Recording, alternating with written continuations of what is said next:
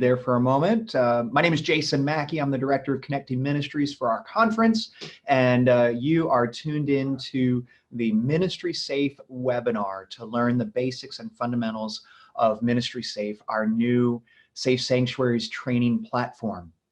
For this afternoon's webinar, we have a few over 100 people registered, and right now I see there's 70 logged in, so I'm sure some others will be joining us as we go along. I did want to point out on your menu bar, you should have an option for posting a chat. If you have any questions as we go along, please at any time feel free to post it there in the chat section, and I'll try to address the question as it comes up. One of the important things that I want to encourage you to start with, if you've not downloaded this document yet and you've never looked at it, you need to get our MinistrySafe step-by-step guide.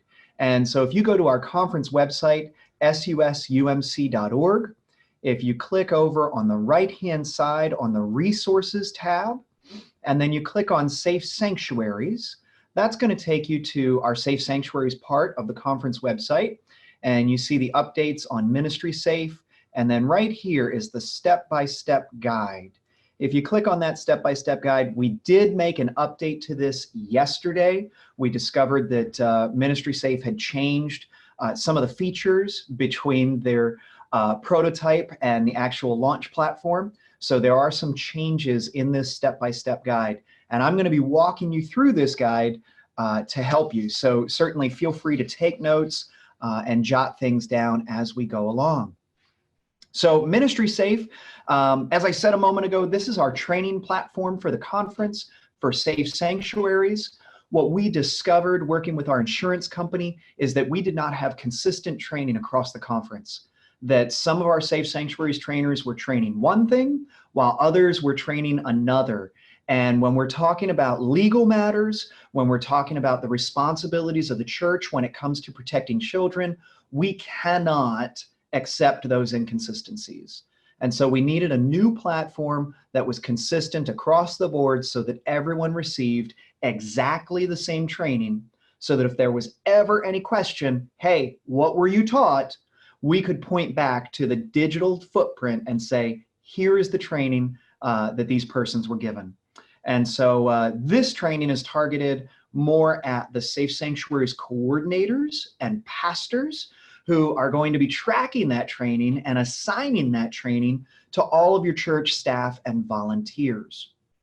So if you go to MinistrySafe.com, you see this website, which should be popped up on your screen here, all of the kids running and playing in the background. And on the right-hand side, you should see a login button. Every church has already been created in our database. We did discover a few days after launch that MinistrySafe had missed about 300 churches in the sweep, and Amy went through one by one and corrected that list and added everybody back to the list. So hopefully your church is in there, and you're gonna need your GCFNA number. GCFNA, General Counsel on Finance Administration. This number is a 6 to 8 digit number assigned to you by the General Church. If you do not have this number, you can call into our conference office, 717-766-7441, or you can email safesanctuaries@susumc.org, and we would be glad to give you this number. Now, regardless of how many digits your number is, maybe it's a 6-digit number or a 7-digit number, your login must be an 8-digit login. And so our username, it is your GCFNA number, and it's got to be 8 digits. So we put zeros in front of the number in order to get up to 8 digits. Now you can see I've already got some users typed in here, and we're going to be using this church right here, which happens to be Amy's church. Pastor Laura Manella was willing and gracious enough to let us borrow their church. You can see that their GCFNA number is listed there. It's 178767. And what we've done is we've added 2 leading zeros to get us up to 8 digits long. So you see all 8 digits are there. Now on your first login, your password is going to be exactly the same as your username. And so you need to log in, again, the leading zeros, so 00178-767, and that's going to get me logged in. And I can sign in. It's going to authenticate me, and then it brings me up to my home page or my deck screen. Now, on your deck screen, the first time you log in, we want you to be sure that you change your password because you can see that that's not very secure. And we're going to have some sensitive information in here. We're going to have people's background checks, and we're going to be assigning trainings. We want to make sure that this site is safe and secure. And so if you go up here to the top right-hand corner, you see a little gear. Typically, that means that there's settings involved. And if you go down to change password, right there, you want to put in your current password, which is your 8-digit GCFNA number. You put in your current password and then come up with your new password and confirm that. Now, pastors, you should have one login, and the Safe Sanctuaries director should have another login. So you shouldn't have any problems there. Everybody should be able to have their own access, but do be sure to jot this password down somewhere, because if you do lose it, you will have to contact you will have to contact MinistrySafe directly in order to reset your password or get assistance with that. So that's the first thing we want to do, is we want to change our password when we log in. And then we need to start thinking about setting up our organization. Now, the really great thing about MinistrySafe is that it is ideal for churches of any size. Perhaps you are like many of our churches. Well over half of our churches are smaller in nature. And you're thinking, you know, I just need a place to log all my volunteers in one fell swoop. And you can do that with MinistrySafe. But if you're a larger church, let's say that you have a department for children's ministry, you've got another department for youth ministry, and maybe your church has a daycare or a nursery school, and so you've got another department for that. You can create groups. Where your organization is set up in multiple groups. To do this, you go up here to the settings button, again, this gears, and you go down to organization settings. Under the organization settings button, you're going to see these user tags, organization user tags down here. And this is where you're going to create groups for your church. So you can create a group tag that says youth, right? And now everybody who has this tag is part of your church's youth group, part of the youth ministry. If your church has a separate children's ministry, you can create a children's tag. In my church, I always wanted to make sure that my key leadership, my staff parish, my church council, my ad board, I wanted to make sure that all of my key leaders were also trained in Safe Sanctuaries, so that if there's ever an emergency, I can use them as a trained and certified leader. And so perhaps you want to put leadership and add that tag so that you can create these groups so that you can see who all makes up your church. Now, later on, when you are assigning users and things like that, these tags might come in helpful, because let's say that your church has a youth pastor, a part-timer, maybe a 20-something just out of high school and college, and you're not so sure that you want to give them access to all of the Safe Sanctuaries clearances, but you want them to be responsible over their youth leaders. You can assign them a set access, a supervisor access, where they will only see the tag that you give them. And so creating these departments, creating these tags, is a great way of creating a read-only access within your Safe Sanctuaries database. It's also a great way of dividing, subdividing, and categorizing all of your volunteers and staff in ministry.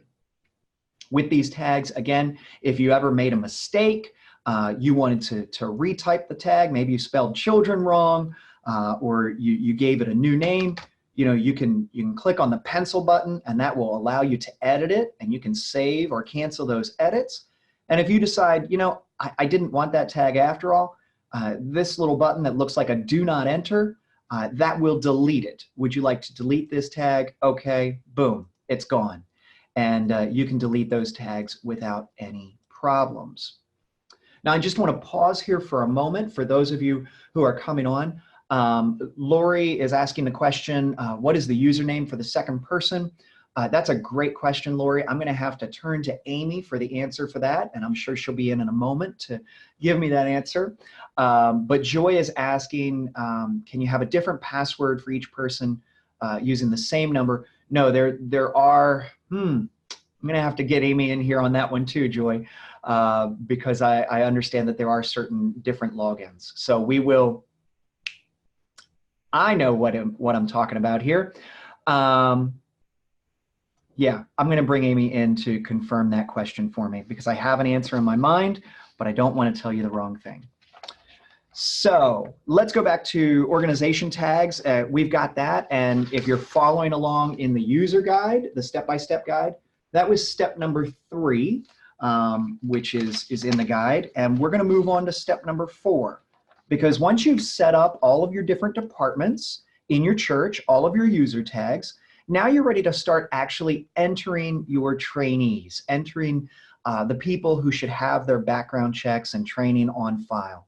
And to do this, we're going to come to this button on the left-hand side. This tab is Manage Users. This is going to be your one-stop shop for going to basically your database for your local church where all of your users are listed. Now, a lot of you are probably computer savvy and you're thinking, Jason, this is pretty easy, pretty straightforward. And absolutely it is. To add a user, it's very simple. Add user, boom. In here, you're going to put the person's name, right? We're going to add me to Laura's church here. I'm sure she'll forgive me. So I'm going to add myself, first name, last name. We're going to put in our email address, right? And then we're going to select, are they an employee or a volunteer? Now, this is important. Your volunteers have a different standard of background checks than your employees. And so for all of your church staff, if they receive pay of any sort, they need to be listed in here as employees. If you have a volunteer, someone who does not get paid in any capacity for the church, they can be listed as a volunteer. So you select that for them.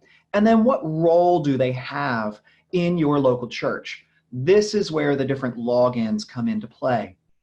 So on your first login, you create the organization. The GCFNA number is already created, and that's the password. But now you have the ability to create more people. Another Safe Sanctuaries Coordinator, another person that maybe you want to give access to the system, the youth pastor that we talked about perhaps. And so there's 3 different levels. For most of the people in your church, for the average volunteer, for the typical staff person, you're just simply going to create a trainee, right? And when you create a trainee, the only thing that they are going to receive on their end is a link to any videos that you select for them. So when you select the sexual abuse awareness training, that's the only thing as a trainee that they are going to get via email. They're going to get an email that says, hey, you have received the following training video. They don't need to have a special login. The link that arrives in their email will be a unique link that only they can use for their training. It will be tied to their profile. They don't need to create a login. They don't need a password, but they do need that unique link. But let's go back to that youth pastor, right? That we only wanted to give access to the youth leaders. We can create a supervisor role, right? And so when we create a supervisor, now we're limiting the access that this person has. They're going to get the opportunity, they're going to get an invitation via email to create a login and a profile. And on this, we can limit their access.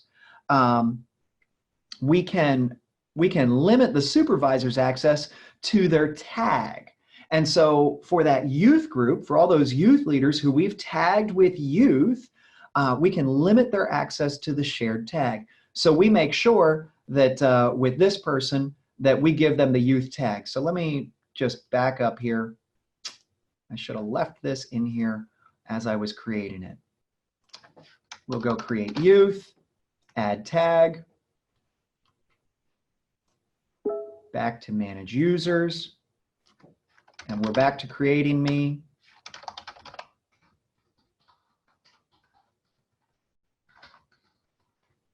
Okay, and I'm an employee. So we're back to where we were a moment ago.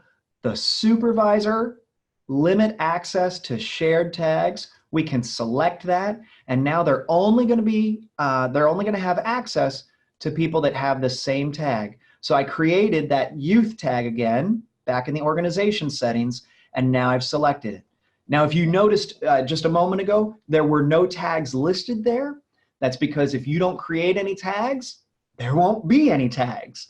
But for every single tag that you create and save, the tags will appear automatically. And you can assign them a tag, though you don't have to assign them a tag. That's totally a choice. And then you can create a username for them in order to add the user, but you don't have to. You can allow them to create their own profiles. I apologize. I take that back. You do have to create a profile for them, a username. So in this case, let's say, because I have a lot of profiles in this system, JR Mackey would be my username. And then I'm going to hit add user. Now, I want to pause here, and I want to go back to a third role that is listed down here. We talked about trainees. Those are the people, your average volunteers and staff, who are just going to receive the training. We just talked about the supervisor, ideally, right? That youth pastor that we don't necessarily want to give access to everybody. But let's say you get a new Safe Sanctuaries coordinator, or you have an office manager who's really taking a leadership role and they're caring for a lot of the Safe Sanctuaries needs. They're keeping on top of it. You want to create them in a safety system administrator role.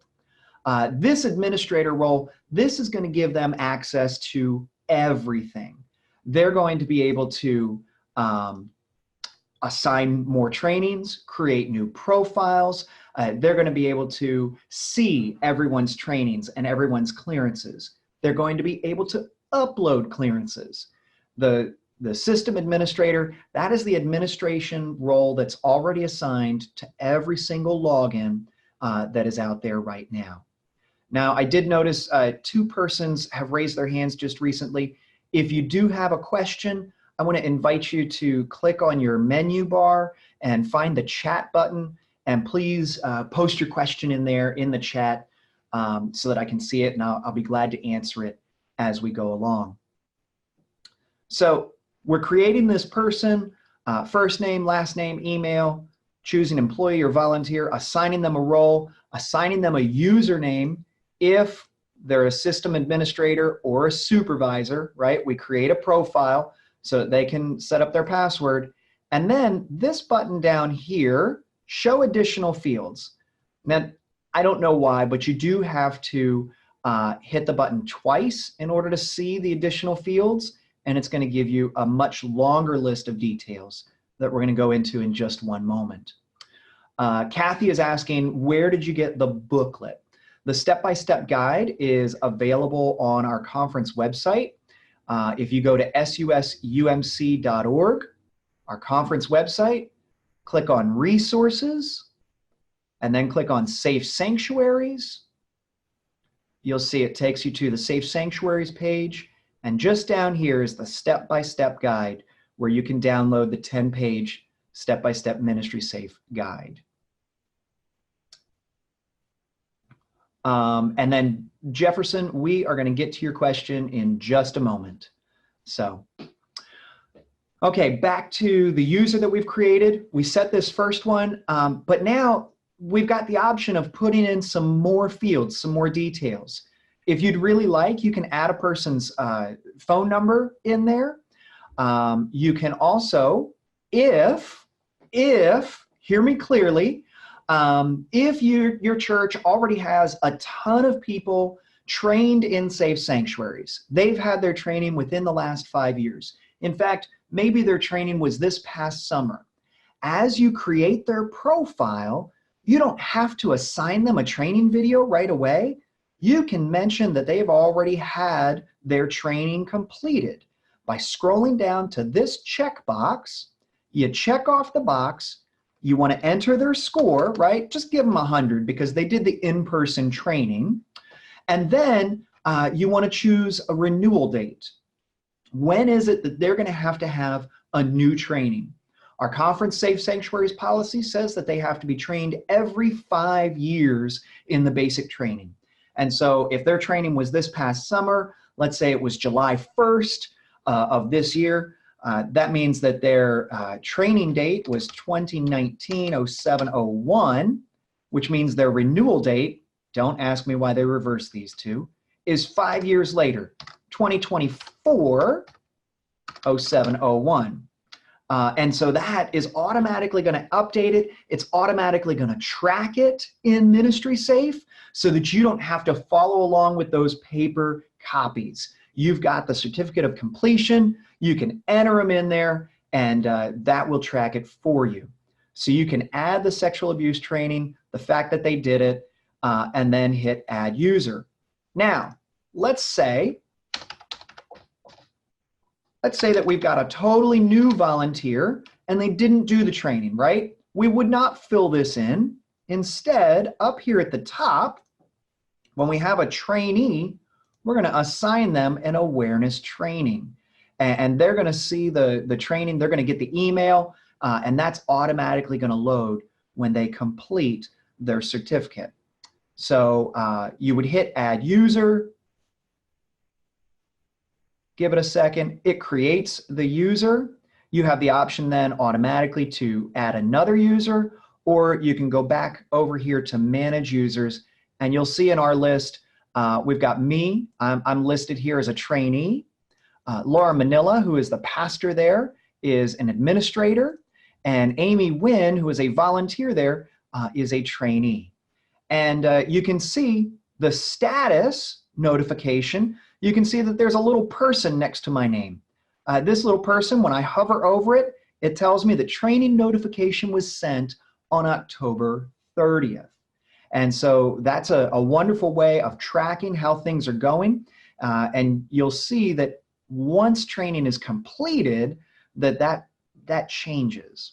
So let's just hop over for a moment to my email, and you should see the training. Here's the awareness training. The awareness training popped up in my email screen, and this is the email that all of your volunteers who are assigned training, this is what they should receive, and the link is right there. And you see Laura Manila, who is currently the administrator on that, her email is listed that you can contact her directly. And as a trainee, all I got to do is click on the link, and it takes me straight to the training videos. You've got the intro video, all 9 of the MinistrySafe videos, and then our conference videos are here at the bottom. The really great part is you can do these trainings at your leisure. You don't have to do them all at once. This first training segment is 13 minutes long. So you do the 13-minute video, and you can come back to it later. Or let's say you have a half hour or an hour. Again, just do as many as you want, and then come back to where you left off. It's very easy. When you are done, when you've watched all 9 videos, you want to click down here. I have watched all 9 training videos on this page or received the full training. So I've done all 9 videos. I can click this, and now I can take the quiz. Now, this box down here, Jeff had asked the question a few moments ago. He had said, how do you give the training to those who do not have access to a computer? So what we are doing is we are creating DVDs for all of the districts, and we're sending these videos out on DVD to the district offices where you will be able to borrow them if you would like. And you can show the DVD in your local church to a class setting. You can bring this up online in your church, and you can have a volunteer sit in the office and do the training at the church. You could show this on a projector screen at your church, and you can project it maybe in your sanctuary or another space that you have media technology set up. You can stream it that way, or you can show the DVD. But every single person at the end of the training, after they've viewed all the videos, they do have to log into the link and click that they have watched all 9 videos, receive the full training, and then take the quiz. That is the only way to register. This is our paper trail. This is our accountability piece that says they are attesting that they've received the proper training, that they've viewed the videos, right? That this is how we're holding them accountable, to say that they've viewed the videos and then they take the quiz. So if you have a person in your congregation who maybe doesn't have access to the internet, maybe you want to open up your church office, that they can take the quiz at your office, or working with another local church, a neighboring church, they could do that there as well. I want to go back to our questions that are coming in. Mary asks about tags. We likely have no tags. The admin assistant will be the admin. We have a lay member who oversees it as well. Can we give her supervisory access, and will she see all? Yes. Supervisors, I'm sorry, you want to give her administrator access. Administrator access will see all. Supervisor access, when they have that, that they only see the other tags, they will not see everybody. They'll only see the people that share their tags in common. And so if you want somebody to see everybody, you need to give them administrator access. Therese Finney is asking, will we need to upload a copy of their attendance certificate, or is this checkoff enough? So for those persons that we are uploading, that they've already done the MinistrySafe training, yes, blah, blah. When we are creating them, hold on, click that off. When we are creating a user and we're trying to, that is not helpful.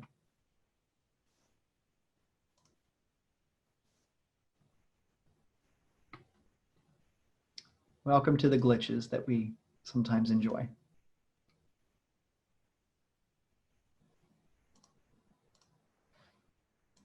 If there's a fun thing that you're learning as I was clicking through here. Unfortunately, there are sometimes circles where MinistrySafe kind of gets stuck. It is a bug in the software that they are working to work out. But if you get stuck in a cycle where it doesn't seem to be taking you to the right page, simply sign out and then sign back in order to get where you need to go. Okay, so back to my manage users. And so the question that Mary had is, I'm sorry, Therese had, do you need to keep the attendance certificate? Once you check this off, there is no need to upload the attendance certificate. This will suffice that you are attesting as the pastor, as the Safe Sanctuaries Coordinator, that training has been completed in the past, and this is when and where. Beth Snyder, for sexual abuse training, should we enter dates the Safe Sanctuaries were completed? Yes, that the date that is completed, that's on the far right here, the completion date, and the renewal date then 5 years from the completion date is just inside. That's in the middle here. Marianne, what do you do with people without email? That's a creative solution. We're going to have to ask you to be creative. You can assign different users with the same email address. And so perhaps the pastor or the Safe Sanctuaries Coordinator or your office manager or administrator, they can offer up their email address that you can work with them to get the link emailed out. Therese asking, Laura's a pastor. Will we be tracking the pastors at the church level, or will the district office be establishing tracking for the pastors? That's a great question. Pastors need to be included in the list as a user. And so that's why they're there. And we would need to assign training to Laura.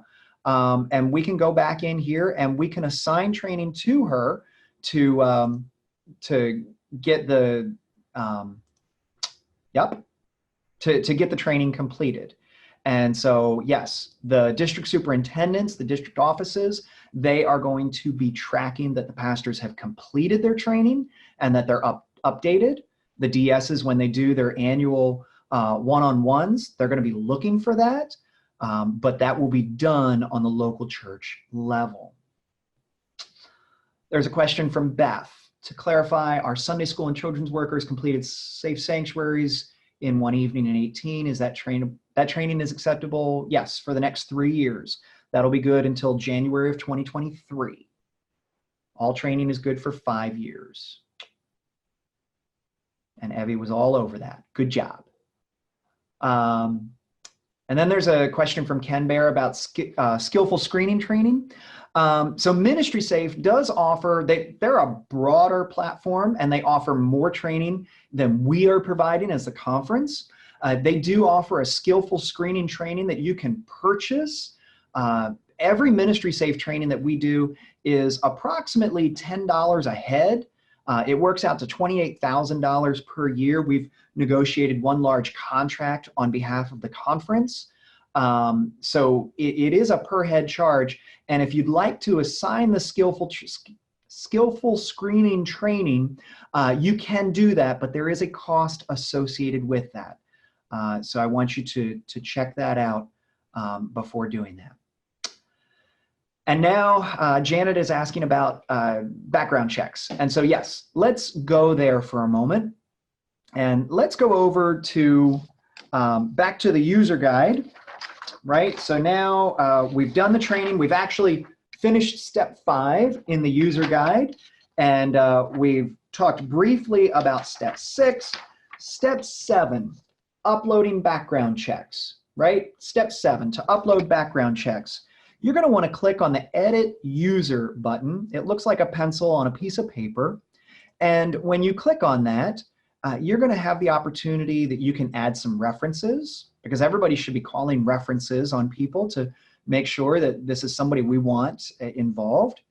If you did not upload their training originally and they had it, right, when you created the user, let's say you didn't upload that they had previously done Safe Sanctuaries training, you can come in here and you can add it here.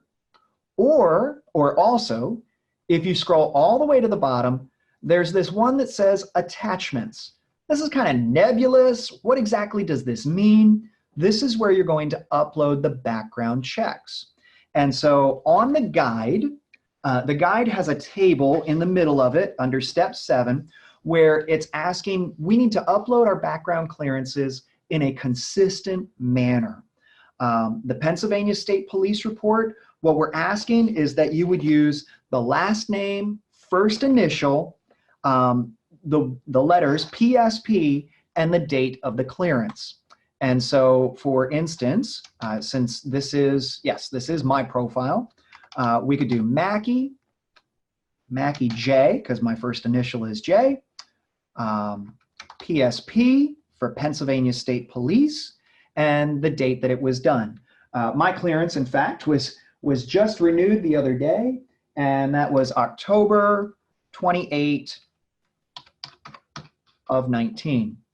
And then I want to go in and find the file that I've scanned into my my files.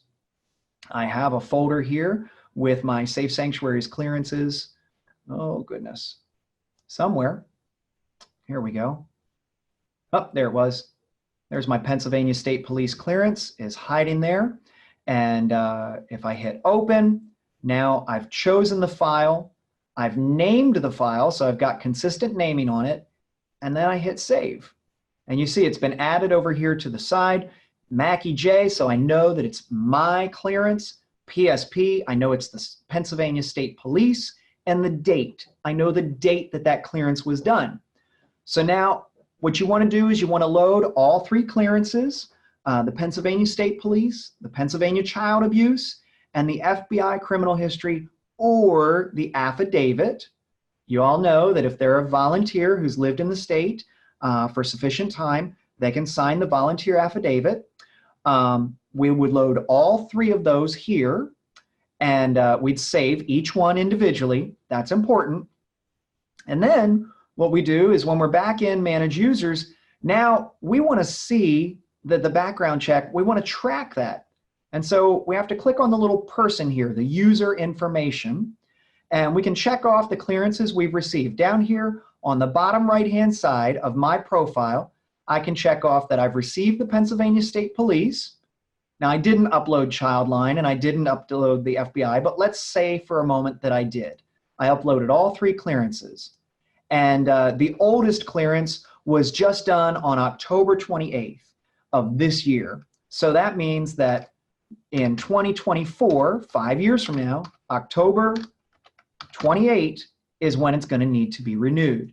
That clearances are good for 60 months. So you enter your renewal date, you hit save, and when you come back to this main screen, I'm going to have to reload. When you come back to this main screen, you can see clearance requirements met, so I've got a double check there, and you can see the renewal date, October 28, is listed there in 2024.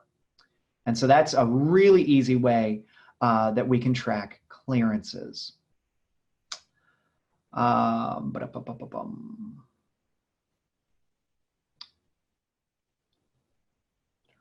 Okay, so going back to Jeanette's question, asking about external background clearances or other background clearances.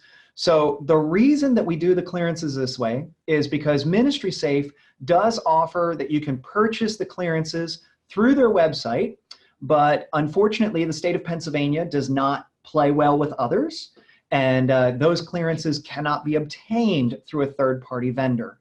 So unfortunately, they would still have to get their clearances normally, and so in MinistrySafe language, we are uploading external background checks, just the way that you just saw me do.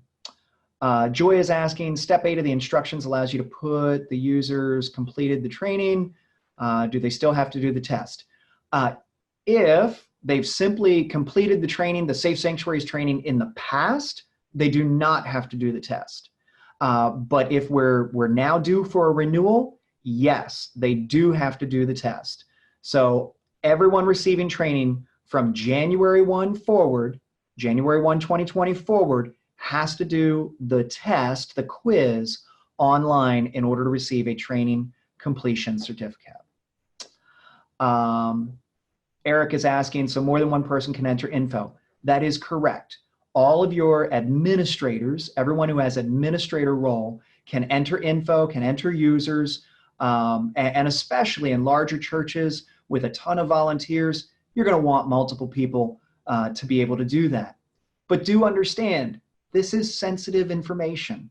Some of these clearances have Social Security numbers on them. We'd like you to black out the Social Security numbers before scanning them, but we also realize that that doesn't always happen. And so be discerning as to who you choose to give administrator access to.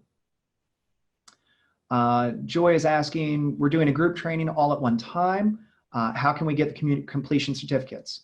So again, when you do a group training and when that person, when you do a group training where you either show the videos from the internet or you show the videos using the DVD, they are still going to have to click on the link that comes via email. And at the bottom of the link, there was that box that said, I've watched the videos, and then you get the option to take the quiz. So unfortunately, they are still going to have to do that. They're going to have to click through. I'm getting a lot of questions here. You guys are doing good. I'm trying to keep up. If a pastor is serving a charge, do they need to be listed on each church's profile? You already are. Pastors are already listed in each church's profile. You don't have to do the training 3 times, but I think for the integrity of the church, it would be nice if you give them a copy of your clearances in that profile as well. There are multiple last names with the first initial. Does the system handle duplicate file names? That's a really great question, Lori. I don't know. I would say you'll find out soon enough. If you find that you're getting an error, the system will give you an error. And if indeed it does, just add another letter, in my case, JA for Jason, right? Or spell out the entire first name, whatever is going to be most helpful. Vicky is asking, what about the new state clearance that was just announced on QuickLink for daycares and preschools? If you look in the training guide,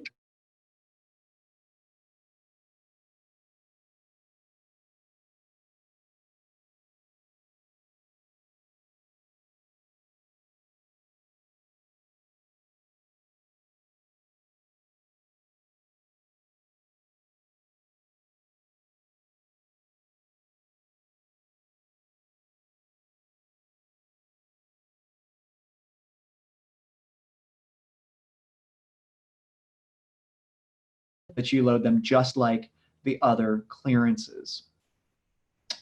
The dates don't automatically populate. You are correct, Joy. If they complete their training online, they complete the videos and then do the quiz online, that awareness training does automatically populate. And so that date will automatically pop up with a renewal. But if you're manually entering old material from previous Safe Sanctuaries training, you will have to load that yourself. And for the background checks, because we're not using MinistrySafe to obtain the background checks, we also have to manually update the date there as well. Therese is asking, does the system track renewal dates and send the invitation for renewal test, or are we manually monitoring to send the email? So that's a great question. Over here in your menu guide on the left-hand side, and we're going to be sending this out. We're waiting on some details from MinistrySafe to come in. There are some different documents that you can access that might be helpful for your local church. And also over here, there is a reports button. Amy, where is my reports? Is it under? It's under admin. There it is. Under admin, you can create a report, and this is where you can see training completion date and completion dates on background checks, and you can do searches so that you can see who is expiring, let's say between now and the end of the year, so that you can contact those persons. You can resend them the training video straight from their profile. You can do that all under this reports tab. You can run a report there. Kevin is asking, do I need to keep a paper copy of what was uploaded to MinistrySafe? No, you do not. That is the beauty of this database, is this will keep it indefinitely forever. And so once you scan and upload the document, you may shred the paper copy or give it back to the volunteer. Do not ever delete the clearances, right? We want all old clearances to be kept under each user profile. So even expired clearances, leave them in there, because in the future, if there's ever a case, let's say 20 years down the road, someone says, hey, I was abused by such and such pastor in 2019. We want to be able to go back to MinistrySafe, and we want to be able to show as part of that claim, look, we had clearances on that pastor and here they are. So even though 20 years from now, those clearances are worthless, they at least show a track record that we were following our own policies and procedures. We were getting clearances and we had a good clearance on that person, on that suspected abuser. And so yes, you don't need to keep the paper copy after it's loaded, but you do have to leave all of the clearances electronically in the system. Michelle is asking for the volunteer affidavit. Is the proper upload FBI or VA? That's a great question, Michelle. Now that I think about this, and that was a question I had not considered, it might be helpful to put VA because it is different from the FBI clearance. And so, you know, it's only good for volunteers. And so, yeah, if you're doing the volunteer affidavit, do use the initials VA for that document. Joy is asking, yes, about the automatic populated date. We talked about that. Beth, your video is frozen. I'm sorry. This will be available afterwards that you can see the entire video. You can come back and you know, whatever you need, you can work on it again. If a church, Terry's asking, if a church doesn't have Safe Sanctuaries Coordinator, can one be added at any time? Absolutely. Just simply add user, as we've been discussing. Ken, can you repeat the answer about new child line clearances? My computer froze.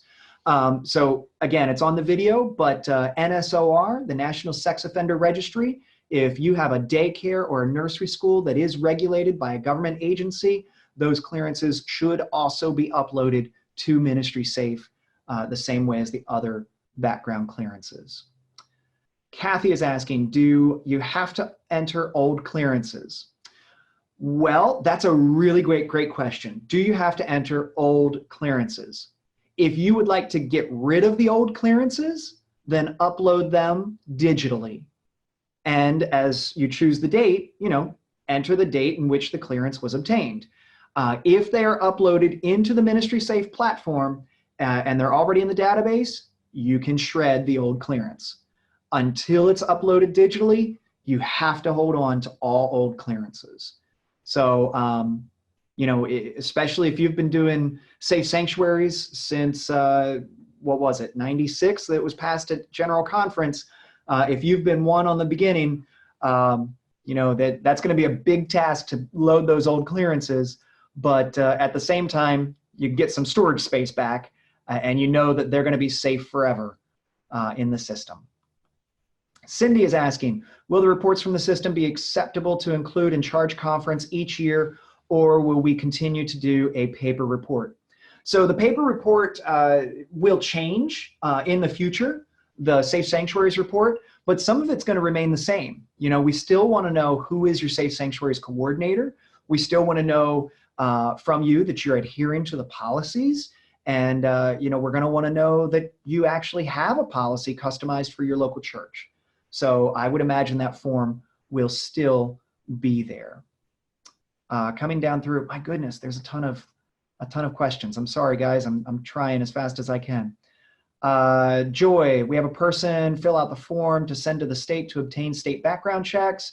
A lot of times the individual gets the form back in the mail and do not give a copy to the church. Is it okay to just upload a copy of the form we sent to the state, or do we have to have the official copy of the state form?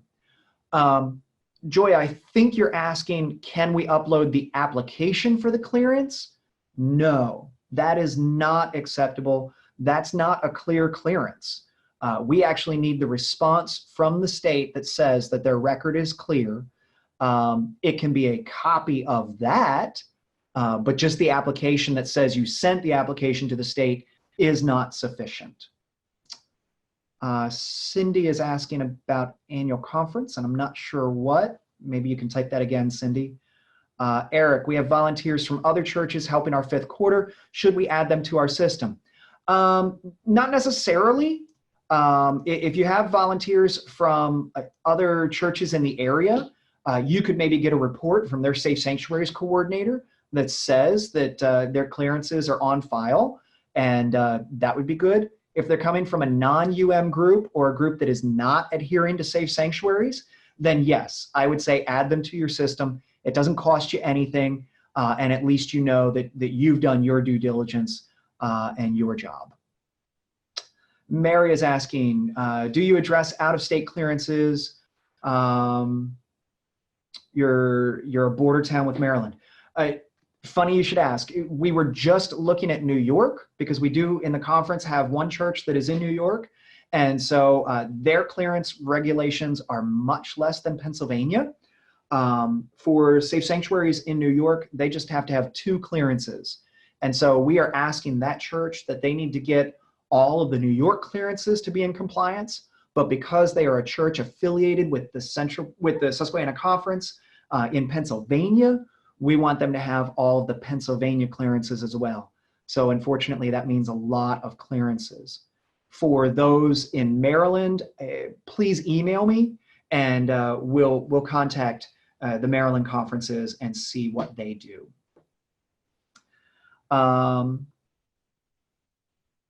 Evie is asking, we can show all the videos in a group setting, but then each individual must log and complete the quiz. That is absolutely correct. Yes, in order to officially complete Safe Sanctuaries training, starting January 1, everyone will have to take the quiz online. Now, I do want to highlight that. I keep saying January 1. January 1 is the date that we are no longer accepting in-person trainings, and we will only be accepting the online trainings or the video trainings. So if you've got one scheduled between now and the end of the year, it's still good, and you can continue. Jefferson, I noticed that you keep raising your hand. If I'm missing your question, I apologize. Please type it in there so that I can catch you. Let's see. Diane, can you print a list of all those trained and have clearances for individuals for those who lead groups that involve children? Yeah, so Diane is asking, can you get a report of everybody who has their training? And yes, that's going to be under the admin tab. Under the admin tab, create reports, and you'll be able to see everybody who either has been added to your database, who has completed their training, or their completion dates for background checks, and just change the dates. You know, go back up to 5 years, or just hit all dates, and you'll catch everybody when they were trained. Evie's asking, child line clearances must be submitted by the person, state policy. Once they receive the clearance, you can copy it and initial that you've seen the original. Correct, yes. Jefferson, are the affidavits required to be completed every 3 years and notarized? So the volunteer affidavits, they're only good for volunteers who have lived in the state of Pennsylvania continuously for 10 years, right? So they have to have lived here 10 years in a row without any break in that residency, and then they can sign a volunteer affidavit.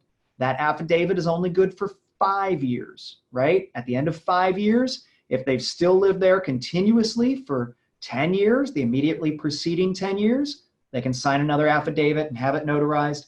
Again, that's 5 years that's good for. Therese is asking, how does this affect the church's facility usage agreements where we require those using our facility to adhere to safe sanctuaries? Should we enter in copies of clearances from outside organizations? Yes. So if you have a group, let's say the Boy Scouts or the Girl Scouts are using your facility, and if you currently receive their clearances, then yes, you should be loading those clearances into the system. However, we do not require that you obtain their clearances as they are an outside group. We simply require that they adhere to the Safe Sanctuaries policy. And so especially the Scouts is a great example. They have an online tracking system. They have their own online training system. And so if they're willing to sign as part of the facility use agreement that they are adhering, we know that they're tracking, and we know that they're good to their word on that one. Cindy's asking, if persons have clearances through other avenues, through work, can they submit these documents as valid through MinistrySafe? Absolutely. We are happy to accept copies from other organizations, other agencies, other purposes, as long as they meet the state required clearance, the Pennsylvania State Police background check, the child line check, and the FBI fingerprinting as appropriate. As long as they meet those clearances, we are happy to share copies with other organizations. Carol is asking the question, for people without computers, where should the paper documents be scanned to? Okay, I would say that hopefully your church office, your local church, has the ability to scan and upload documents. And so that's stop number one. If it does not, your second option would be to go to a nearby church, and hopefully they would work with you in order to scan these documents. Third option is your district office. Perhaps they would be willing to work with you. And then a fourth option is my office. Last resort, if we need to scan some documents for you and send them back, that's what we're willing to do too.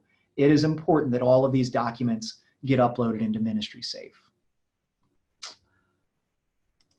Okay, I feel like I've answered all of the questions that have come in.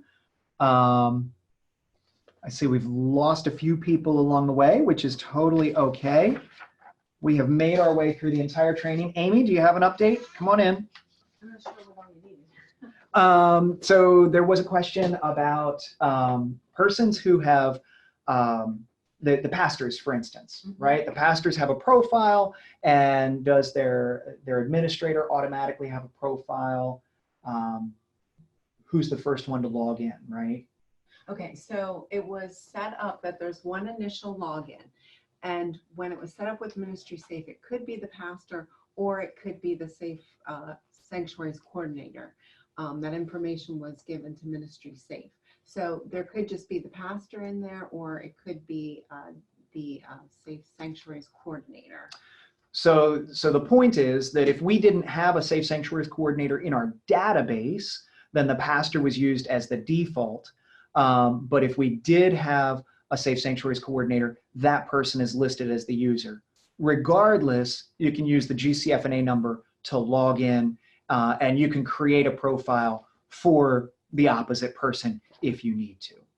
And if they have any problems when you're logging in, just send me an email to safesanctuaries.org, and I can get you in the system. So sometimes there might be a problem with the login, but just let me know and I can go in and get you in. If you have any problems with that, I can help you add people as well. So just let me know what issues you're having. If I can't rectify it myself, then I will get in touch with MinistrySafe. And Amy's really been doing a lot of troubleshooting on this the past 4 weeks and trying to take care of everything. So if you didn't hear that email, safesanctuaries@susumc.org, or you can call the conference office at 717-766-7441, and Molly will be glad to put you through to Amy to help resource you. Seeing a question coming in from Ken. When you put someone into the system and assign a video, does it automatically send the email? Yes, it automatically sends the email. And even if you're meeting with them in person to show the DVD or to group view the videos online, they still need that email. They still need that link in order to take the quiz. Linda is asking, is it required of all volunteers and staff to have fingerprinting done? In the state of Pennsylvania, all staff, all paid staff, must have their FBI fingerprinting. They cannot do the volunteer affidavit. For volunteers, those who cannot meet the affidavit criteria, which is that they've continuously lived in the state of Pennsylvania for 10 years or more, they must do their fingerprints. So that unfortunately is part of the state law. One more from Eric. Eric is asking, I've already signed in. Can my Safe Sanctuaries admin still get in, or does she now have to use my password? I would say look at the name on the user that's created. So when you're in the manage users list and the first time you log in, whose name appears here? In this case, it was Laura Manila. And so Laura was listed as the SSA. And so she's the one that should be using it, and then she should create a profile for her administrator. Likewise, if it was her Safe Sanctuaries coordinator who was listed as the SSA, they should create a profile for Laura. Users, as far as usernames and passwords, those are for SSAs and supervisors, not your general trainees. Evie is asking the question, does the person who mows the lawn need FBI clearances? I've been asked that question. So that's a really tough question. Generally, maybe not. The question is, what kind of relationship do they have with the church? Do they have a regular engagement or access with children? They've kind of been put into a separate category. In some instances, we've got minors, persons even under the age of 14 who are mowing the lawn. At the end of the day, that needs to be a decision by the local church pastor. And especially with situations like that, please give me a call and we'll talk about your specific scenario and see what the best option is for you. Therese saying that it is a user-friendly system. The secretary received the link, took the test, and got a certificate. Yay, it worked. And I want to encourage you, you know, obviously y'all are smart. You know that you can bypass the videos, but we've heard some really great feedback on these videos, especially the 9 in the middle. This is material that we've never presented as a conference before. And this is some really good quality stuff by 2 people who have worked in sexual abuse cases for years. Kathy is asking, can you send different names to one email? Yes. You can, you know, if you've got somebody who doesn't have email, you can create their profile, send it to your own email address, for instance, and then they can click on the link that way. It does kind of get tricky to know if you load 5 of them at the same time and you send them all to the same email, whose link goes to whose name. So be careful with that. Maybe you want to do them one at a time, but yes, you can reuse the same email address. Helen is asking for Amy's phone number, 717-766-7441. When you call the conference office, we have a live person that answers the phone, and just tell them you need to talk to Amy about Safe Sanctuaries. It may even be Amy that answers the phone. But my extension is 3600. Do you create a login name for the person? Not necessarily. Login names only need to be created if you have someone who is a supervisor or an administrator. If they're a trainee, they don't need a login name. They just need the link that comes in the email address. Joy is asking, are the DVDs available yet? We're having our training on Monday.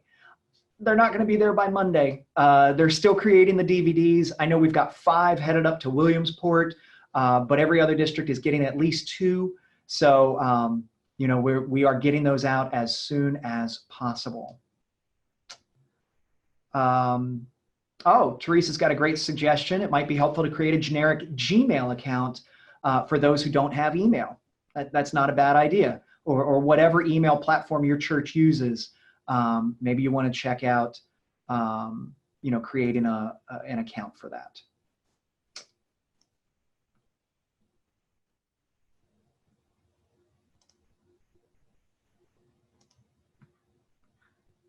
Okay, are there other comments? I'm not seeing any. Is fingerprinting needed for volunteers that are PA residents for less than 10 years? Yes. Yes. Anybody who has lived here less than 10 years as a volunteer does need FBI fingerprinting. Friends, I'm going to wrap us up right there. You know, there's definitely more questions I'm sure that you have, and I want to invite you to email or call our office. We would be glad to answer more questions for you. And if we find that we've got another big section that we really need to tackle, we will roll out another webinar and make sure that you are up to date on it. So thank you for your patience with all of this. Thank you for working through the rollout. And thank you for putting kids first in your churches and in the kingdom.